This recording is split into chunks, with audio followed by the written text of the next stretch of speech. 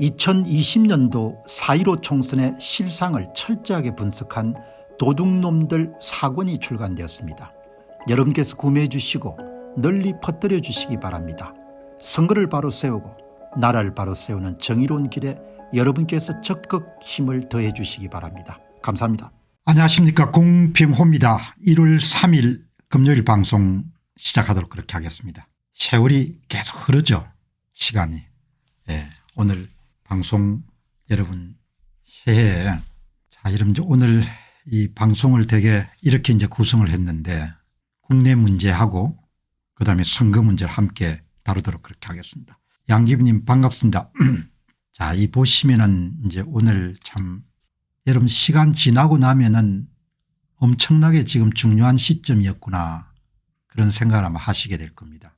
2025년 백두부터 시작해 가지고 윤 대통령 문제가 정리가 되는, 그게 이제 한국의 근현대사를 통틀어 가지고 대단히 중요한 사건인 거죠. 근데 그런 중요한 사건은 시간이 지나고 나면 이제 알게 되는 거죠. 참 제가 계속 경고했지 않습니까?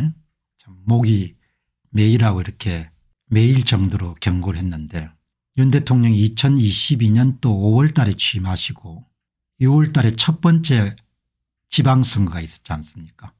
그 선거에서 이제 선거를 조작한 사람들이 가장 긴장을 많이 해가지고 조작값이 가장 낮은 때거든요.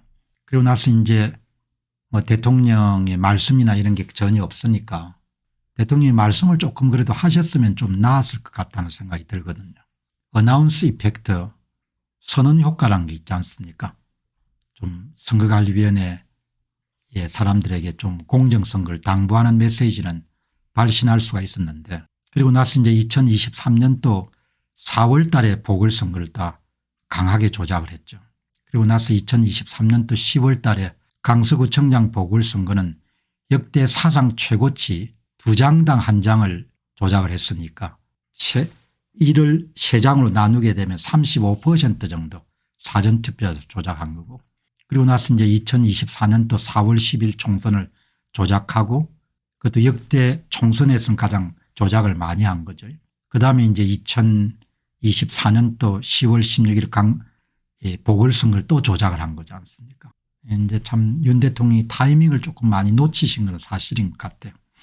제가 얼마나 경고했습니까? 이렇게 가면은 탄핵 당하신다고, 선거를 어떻든 막아야 된다고 그렇게 이야기를 했는데, 어떻든 간에 뭐 인생이든 뭐든 간에 이런 타이밍이 그렇게 중요하지 않습니까?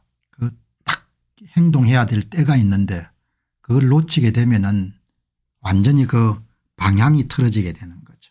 오늘 보시면 이게 일면 톱 기사인데 이제 뭐 대통령에게 영장까지 청구할 정도가 됐으니까 이게 말이 안 되는 이야기거든요. 대통령이 판단한 거지 않습니까? 비상 상황이라고. 그 판단에 대한 죄를 물을 수는 없거든요. 경영자가 판단하지 않습니까? 판단하는데 신의 성실의 원칙에 따라 판단하게 되면 거기에 대해서 민형사 책임을 물을 수가 없는 거거든요. 그 나라가 완전히 미쳐가 돌아가는 겁니다. 이게 이제 어떤 식으로 결론이 날지 모르겠는데, 거기다 최상목 씨가 또 헌법재판관 2명까지 인정을 해가지고, 자, 이 보시면은 참 이렇게 지금 돼 있고, 그다음에 이제 중앙일보도 이 보면은 뭐 전체 신문들이 다 대통령을 그냥 몰아치는 그런 쪽에 돼 있으니까, 그래도 이렇게 추운데 대통령을 지키겠다 이렇게 나오신 분들이 있기 때문에 그나마 위안이 되는데, 어쨌든 간에 이 문제가 참 오늘 한 번 정도 더 영장 청구라든지 공수처 수사의 정당성 문제를 나중에 한 번 더 다루도록 그렇게 하겠습니다. 이제 이렇게 나라가 어려워진 겁니다. 이제 지금 이 정도 혼란이니까 대통령이 이제 승리하면 다행인데 대통령이 패배를 하게 되면은 그럼 이제 나라가 얼마나 여러분들 어려워지겠습니까? 그 사람들도 얼마나 탄압을 하겠어요. 이게 모든 중심에는 부정선거 문제가 있거든요. 부정선거 문제를 덮기 위해서 또 윤 대통령을 탄핵시키기 위해서 이렇게 전부가 올인을 하거든요. 이게 참 신문들도 무슨 생각하는지 모르겠는데, 나라가 잘 돼야 광고비도 나올 거 아닙니까? 나라가 망치는데 전부 다 힘을 다하는 겁니다. 오늘 조선중앙일보 30년 본 건데 저희 어머님이 끊었습니다. 신문이 아니니까 저도 사실 좀 괴롭거든요. 안 봤으면 좋겠는데 근데 뭐 또 방송을 하려면 봐야 되니까 전부가 다 조작, 거짓, 그리고 결론을 정해놓고 그냥 대통령을 여러분들 영장 청구한 놈이 어디 있습니까? 정말 참 왜 이렇게 다들 나라가 망하는데 그렇게 힘을 다하는지 모르겠어요. 나라가 잘 되는 길로 힘을 대야 될 건데 이런 지금 문제가 심각한데 어떻든 간 여러분들이 조금 더 힘을 좀 더 하실 수 있도록 그렇게 노력을 했으면 좋겠습니다. 지금 모든 문제 이렇게 격렬하게 가는 것은 윤 대통령만 꺾으면 되니까 그다음에 국민들은 저항을 못할 거라고 이 사람들이 계산하는 거죠. 그러니까 이런 역사의식을 갖고 있는 사람들이 이렇게 많지는 않은 것 같아요.